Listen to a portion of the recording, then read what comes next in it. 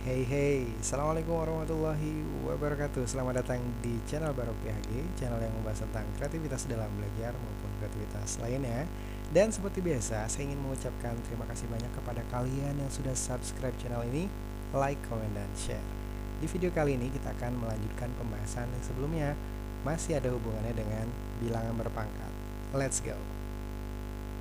Kita akan mulai dengan pertanyaan, mengapa akar kuadrat dari 2 pangkat 6 sama dengan 2 pangkat 3? Dari mana sih dapat 2 pangkat 3? Nah, itu yang mau kita bahas. Stay tune ya. Kita ingat-ingat dulu, siapa tahu kalian ada yang belum tahu ya, bahwa di matematika itu ada kesepakatan, terutama sekali di bentuk akar ya. Kalian boleh lihat di sini bahwa akar kuadrat dari 4 itu cukup kita tulis akar 4 saja. Jadi kalau kalian melihat ada bentuk akar 4 atau akar berapapun dan di sini tidak ada angkanya, sebetulnya ada angka 2. Kecuali akar pangkat 3 dari 8 atau akar pangkat 3 dari berapapun di sini sudah harus ditulis. Jadi dia ditulis mulai dari angka 3. Yang kedua, pangkat 1 pada bilangan berpangkat juga tidak ditulis. Nah, di sini coba kalian perhatikan. 2 pangkat 1 itu cukup kita tulis 2 saja. Jadi kalau kalian melihat ada angka saja, sebetulnya dalam pembahasan bilangan berpangkat dia itu punya pangkat 1. Tolong diingat ya. Kita lanjutkan ke review dulu.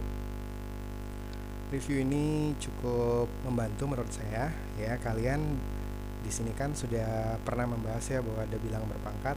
Kalau kalian masih lupa atau nggak ingat gitu, kalian coba cek di video sebelumnya ya, di video pertama tentang bilangan berpangkat. Kita sudah tuliskan di sini 2 pangkat 1 sampai 2 pangkat 6. Nah, tapi kita mau fokus ke 2 pangkat 3 sama dengan 8 dan 2 pangkat 6 sama dengan 64 ya, untuk membahas soal yang di awal tadi. Yang kedua, reviewnya adalah bahwa akar kuadrat dari 64 sama dengan 8.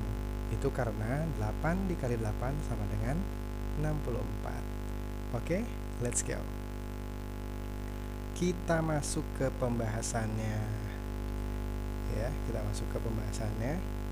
Nah, coba deh kalian perhatikan, di situ ada akar 64 sama dengan 8 ya. Nah, ini mau kita bahas gimana caranya kita akan merubah akar 64 nya itu ya. Coba kita perhatikan dulu. Kita pakai yang merah saja. Ini kita rubah dulu bentuknya. 64 tadi 2 pangkat 6 ya. Dan ingat kalau di sini tidak ada angka, berarti ada angka 2. Nah, sama dengan 8 itu 2 pangkat berapa? Oke, 2 pangkat 3. Nah, pertanyaannya adalah, adakah hubungan antara angka 6 ini, 2 ini, dan 3? Kita akan buat pertanyaan misalkan, apakah cara penyelesaiannya adalah 2 pangkat 6 dikurang 2 atau 2 pangkat 6 dibagi 2? Nah, yang mana menurut kalian yang hasilnya 3? 6 dikurang 2 atau 6 dibagi 2? Tentu saja 6 dibagi 2 ya, di sini. Nah, sehingga kalau ini diselesaikan, 6 dibagi 2 adalah 3. Jadi kita dapat nih kesimpulannya bahwa jika ada akar pangkat kiri dari suatu bilangan pangkat kanan, itu cukup kita tuliskan bilangan itu pangkat kanan per kiri. Bil kaki itu untuk memudahkan saja mengingatnya. Kita coba di soal-soal yang lain ya, agar kita lebih mahir. Coba sekarang kita perhatikan soal ini. Nah, bagaimana dengan akar pangkat 5 nih? Akar pangkat 5. Akar pangkat 5.